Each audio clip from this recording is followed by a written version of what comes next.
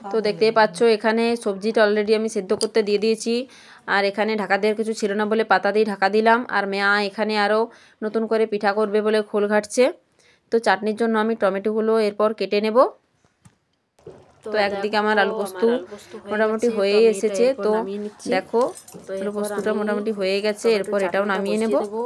আর একদিকে মা এখানে পিঠা বানানো শুরু করেছে আরও। তো এখানে আমার চাটনির জন্য টমেটোগুলো কাটা হয়ে গেছে, এরপর আমি চাটনিটা করে নেব।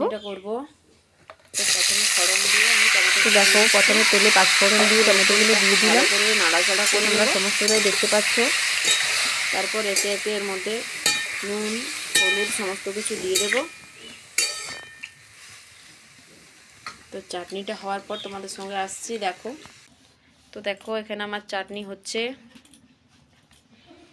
আমি একটু অন্যভাবে চাটনিটা বানাচ্ছি। এর মধ্যে আমি কাজু কিশমিশ দিয়েছি, এরপর এর মধ্যে একটু পর একটু ধনেপাতা দিয়ে দেব।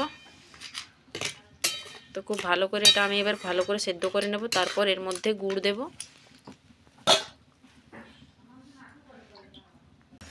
তো বন্ধুরা দেখো এখানে আমার বেগুন ভাজা বসে গেছে।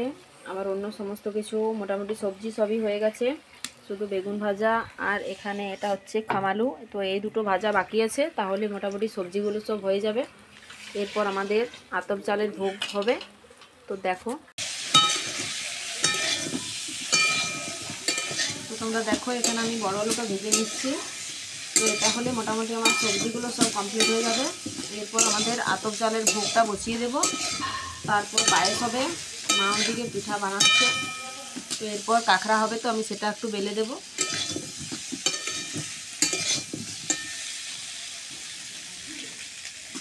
তো বন্ধুরা দেখো আমার সমস্ত সবজি মোটামুটি কমপ্লিট হয়ে গেছে। এখানে আমি ভোগটা বসিয়ে দিচ্ছি। তো আগে জলটা ভালো করে একটু ফুটে যাওয়ার পর আমি চালটা দেব। তো তোমাদেরকে ততক্ষণে সবজিগুলো দেখিয়ে দিই কী কী হয়েছে। তো দেখো এটা হচ্ছে ডাল, এটা আমি প্রথমে বানিয়েছিলাম। তারপর এটা হচ্ছে কুমড়ার তরকারি, এটাও তারপর বানিয়েছিলাম। তারপর এটা হচ্ছে বেগুনে আলু আর তার সঙ্গে পুনকা শাক আছে, এটা একটা বানিয়েছিলাম। এখানে আছে আলু পোস্ত, এখানে আছে চাটনি। তো এখানে মায়ের পিঠে মোটামুটি কমপ্লিট হয়ে গেছে, পিঠে বাকি নেই আর কিছু। এখানে আমার জলটা মোটামুটি গরম হয়ে আসছে। তো আমি এরপর একটু পর চালটা দিয়ে দেব।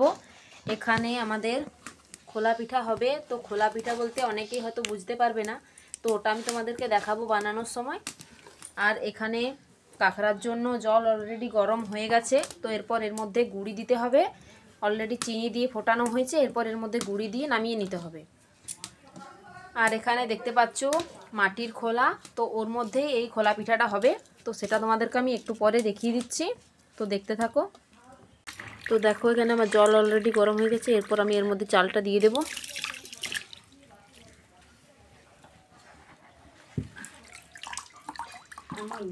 তো আমার চাল দেওয়া হয়ে গেছে, এরপর আমি এটা ঢাকা দিয়ে দিচ্ছি। তো এটা আমার ফুটুক এখন।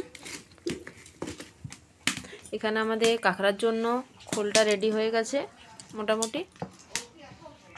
তো বন্ধুরা দেখো এখানে আমাদের খোলা পিঠা হবে। তো অলরেডি আমি খোলাটা বসিয়ে দিয়েছি। এরপর এর মধ্যে এই যে এখানে এটা গুলে রাখা আছে, এটা দিয়ে ওটা ভালো করে ঢাকা দিতে হবে। তারপর একটা কাপড় দিয়ে ভালো করে মুড়ে দিতে হবে। তারপর কিছুক্ষণ পিঠাটা সিদ্ধ করতে হবে, তারপর নামিয়ে নিতে হবে। তো দেখাচ্ছি তোমাদেরকে আমি, দেখতে থাকো। তো দেখো এখানে আমাদের খোলা পিঠা হচ্ছে। তো এটা এভাবেই বানাতে হয়। তো এরপর পিঠাটা হওয়ার পর আমি তোমাদেরকে পিঠাটা দেখাচ্ছি। তো দেখো এখানে কাঁকড়া মেলা শুরু হয়ে গেছে। তো এই পিঠাটা হওয়ার পর আমরা কাঁকড়াটা করে নেব। এখানে আমাদের ভোগ বসে গেছে, ভোগ হওয়ার পর পায়েস হবে।